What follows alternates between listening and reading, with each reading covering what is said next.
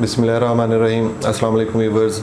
आज हम लोग डिस्कस करेंगे तुर्की के हवाले से कि तुर्की में अगर आप विज़िट वीज़ा अप्लाई करना चाह रहे हैं पाकिस्तान से तो उसके लिए कौन कौन सी रिक्वायरमेंट्स हैं और तुर्की ने जो क्वारंटाइन के लिए होटल मैंडेटरी किया है उनमें से कौन कौन से होटल्स की लिस्ट जो अपडेटेड लिस्ट है वो हम लोग आपके साथ शेयर करेंगे और कौन सा टाइम है बेस्ट तुर्की के टूरिस्ट पॉइंट ऑफ व्यू से आज हम लोग उसको भी डिस्कस करेंगे। और स्टूडेंट्स जो पाकिस्तान से हायर एजुकेशन के लिए तुर्की में जाना चाह रहे हैं 1 सितंबर के लिए उनकी कौन सी पॉलिसी अपडेटेड पॉलिसी जो उन्होंने दी है वो क्या है उसको हम लोग डिस्कस करेंगे। तो स्टार्ट करते हैं आज की video. My name is Rahman Duggar and you are watching Struggle to Success।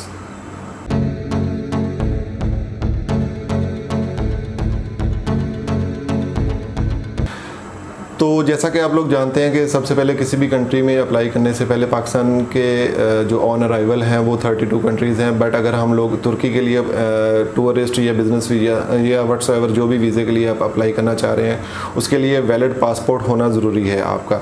और अगर पासपोर्ट नहीं बना तो आपको सबसे पहले पासपोर्ट बनवाना है तो अपना तुर्किश वीज़ा अप्लाई करने के लिए। और अगर आपका बना हुआ है तो वो 6 मंथ बिफोर उसकी एक्सपायरी नहीं होनी चाहिए, वो अपडेटेड 6 मंथ का टाइम उसका होना चाहिए।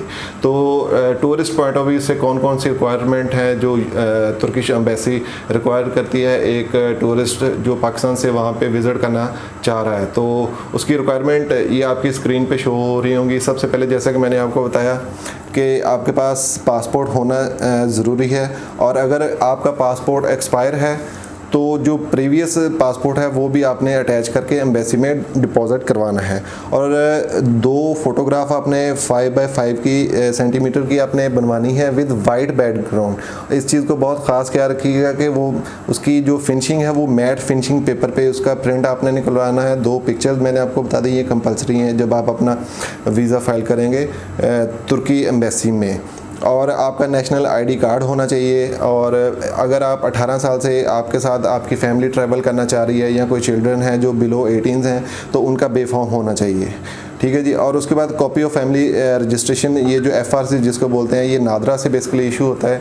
इसके लिए अगर तो आप इंडिविजुअल जाना चाह रहे हैं तो कोई इशू नहीं है। और अगर आप विद फैमिली अप्लाई करना चाह रहे हैं तो आपने सबसे पहले बेफॉर्म बनवाने हैं सबके अपने और उसके बाद फिर आप FRC के लिए अप्लाई कर सकते हैं। अगर आप मैरिड हैं तो आपको मैरिज सर्टिफिकेट जो नादरा की तरफ से इशू किया गया है वो साथ में अटैच करना है। बैंक स्टेटमेंट मिनिमम आपने 3 मंथ्स की उनको सबमिट करनी है अपनी वीज़ा फाइल में। और ओरिजिनल अकाउंट मेंटेनेंस लेटर भी, ये भी कंपलसरी है। इनमें से ये सारी कंपलसरी चीज़ें हैं जो मैं आपको बता रहा हूँ, इनमें से कोई भी चीज़ स्किप करेंगे तो माइट भी आपको वीज़ा ग्रांट ना किया जाए। और अगर आप गवर्नमेंट एम्प्लॉई हैं और स्टूडेंट हैं, NOC आपको वहाँ का लेके वो आपको वीज़ा फाइल में साथ अटैच करना ज़रूरी है। और वैलिड पोलियो वैक्सीनेशन, ये आप जिस भी सिटी से हैं वहाँ से आप अपना पोलियो का ये वैक्सीनेशन का जो सर्टिफिकेट है ये आप इजीली बनवा सकते हैं। और एम्प्लॉयमेंट के लिए जो डॉक्यूमेंट्स चाहिए, copy of company appointment letter आपने प्रोवाइड करना है अगर आप जॉब होल्डर हैं। तो अगर आप बिज़नेस अपना रन कर रहे हैं तो उसके लिए आपको अपने बिज़नेस की स्टेटमेंट वहाँ पे देनी पड़ेगी। कंपनी लीव लेटर आपको चाहिए, 3 मंथ की लास्ट सैलरी स्लिप आपको चाहिए, कॉपी ऑफ एम्प्लॉय कार्ड जो आपका जॉब कार्ड है उसकी आपको एक कॉपी देनी है। अगर आप बिज़नेस डॉक्यूमेंट्स बिज़नेस के बिहाफ पे आप वीज़ा अप्लाई कर रहे हैं तो उसके लिए आपको चाहिए कॉपी ऑफ अपॉइंटमेंट लेटर के बाद business of documents like NTN का सर्टिफिकेट आपको चाहिए, चैम्बर ऑफ कॉमर्स का सर्टिफिकेट आपको चाहिए। 3 ब्लैंक लेटर आपने प्रोवाइड करने हैं। आप जिस भी कंसल्टेंट को देंगे वो अपनी आपको रिक्वायरमेंट्स बता देगा। ये मैं आपको वैसे आपकी स्क्रीन पे जो शो हो रही हैं आप इनको फॉलो करके किसी भी कंसल्टेंट को हायर करके अगर आपको बाकी फर्दर प्रोसेस का पता है तो आप खुद से भी इसको अप्लाई कर सकते हैं। बट एट द एंड आपको ये अपनी फ़ाइल कंप्लीट करने के बाद जो एनाटोलिया इनकी है एम्बेसी उसमें आपको डिपॉजिट करना पड़ेगा। ये इनके डिफरेंट ऑफिस हैं डिफरेंट सिटीज़ के अंदर, तो आप इसको पहले अपने सिटी वाइज चेक कर लीजिएगा कि आपके सिटी में अगर इसकी अवेलेबिलिटी है तो आप वहाँ पे करवा सकते हैं। अगर नहीं तो आपका जो नियरेस्ट सिटी होगा आप वहाँ पे जाके इसको सबमिट करेंगे, राइट। और उसके बाद वीज़ा प्रोसेस का टाइम अगर हम लोग देखें तो वो 20 डेज़ का अप्रॉक्सीमेटली टाइम है। ये मिनिमम भी हो सकता है और ये मैक्सिमम भी हो सकता है। तो टूरिस्ट के पॉइंट ऑफ व्यू से अगर हम लोग बात करें तो वीज़ा रिक्वायरमेंट मैंने आपको बता दी है। तुर्की कि क्वारंटाइन पॉलिसी क्या है अपडेटेड। अगर हम लोग लास्ट 2 मंथ की बात करें बिफोर अगस्त, तो उसमें तुर्किश जो गवर्नमेंट थी, जो जितने भी टूरिस्ट थे पाकिस्तान से जा रहे थे तुर्की में विज़िट के लिए, तो क्वारंटाइन उनको गवर्नमेंट करवा रही थी मैक्सिमम 7 डेज़। या अगर आपका जो कोविड टेस्ट PCR जिसको बोलते हैं, अगर वो आपका पॉजिटिव आता है तो आपको 14 डेज़ की रिक्वायरमेंट थी क्वारंटाइन की, और अगर आपका वो नेगेटिव आ जाता था 6 to 7 डेज़ के अंदर अंदर वो आपको अलाउ कर देते थे विद सर्टिफिकेट कि आप जाके विज़िट कर लें, या जो भी आपकी प्रायोरिटीज़ हैं आप उनको अपना वर्कआउट स्टार्ट करें। लेकिन 1 अगस्त के बाद ऐसा नहीं हुआ, ये पॉलिसी चेंज हुई। उसमें क्या उन्होंने अपडेट की, उन्होंने कहा कि जी जो भी टूरिस्ट आएंगे पाकिस्तान से या एनी अदर कंट्रीज़, तो उनको वहाँ पे क्वारंटाइन करना पड़ेगा। जो रेड लिस्ट में है स्पेशली पाकिस्तान और अफ़गानिस्तान पे इतनी सख्ती नहीं उन्होंने की, बाकी इंडिया, बांग्लादेश या अदर कंट्रीज़ की बात करें तो उनके लिए रूल ज़रा ज़्यादा स्ट्रिक्ट थे।